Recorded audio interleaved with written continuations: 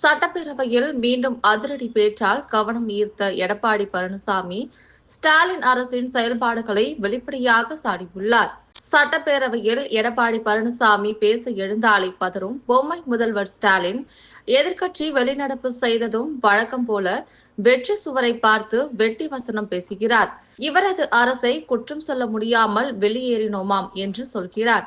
ஸ்டாலின் அவர்களே, எடப்பாடி பழனிசாமி கேட்ட எந்த ஒரு கேள்விக்கும் பதில் சொல்ல தெரியாமல் அமைச்சர்கள் பின்னாலும் சபாநாயகர் பின்னாலும் ஒளிந்து கொண்டு, இப்போது உங்களுக்கு இந்த சினிமா வசனங்கள் எல்லாம் தேவையா? எத்தனை காவலர்கள் கரூர் தமிழக வெற்றி கழக கூட்டத்தில் பாதுகாப்பு பணியில் ஈடுபட்டார்கள் என்ற கேள்விக்கு உங்கள் பதிலுக்கும் உங்கள் காவல்துறையின் சட்டம் ஒழுங்கு ஏடிஜிபி அளித்த பதிலுக்கும் முரண்பாடு இருக்கிறது. சட்டப்பேரவையில் கூட தெளிவான பதில் அளிக்க முடியாத நீங்கள், கரூர் கூட்ட நெரிசல் சம்பவத்தை எந்த லட்சணத்தில் விசாரித்திருப்பீர்கள் என்பதை தமிழக மக்கள் இன்று உணர்ந்திருப்பார்.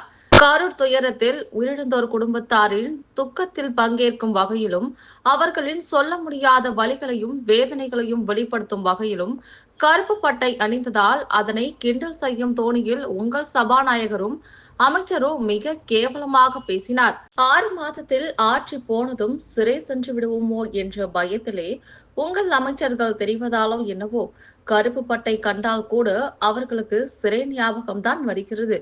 16வது சட்டப்பேரவை உறுப்பினர் எல்லாரையும் சேர்த்து பேசியதை விட அதிகமாக பேசிய பெருமைக்குரிய சபாநாயகரே கருப்பு பட்டையை பார்த்து ரத்த கொதிப்பா என்று கேட்கிறார்.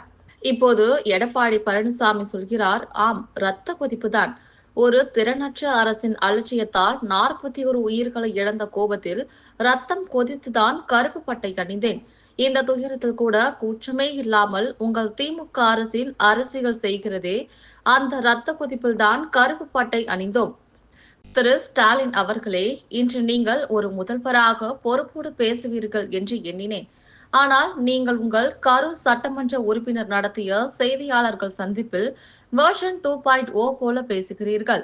உண்மை சுடும் என்பதை மட்டும் நினைவிற்கொள்க என்று சட்டப்பேரவையில் நடந்ததை ஸ்டாலின் விமர்சித்ததும் எடப்பாடி பழனிசாமி எக்ஸ் தளத்தில் பதிவிட்டுள்ளார்.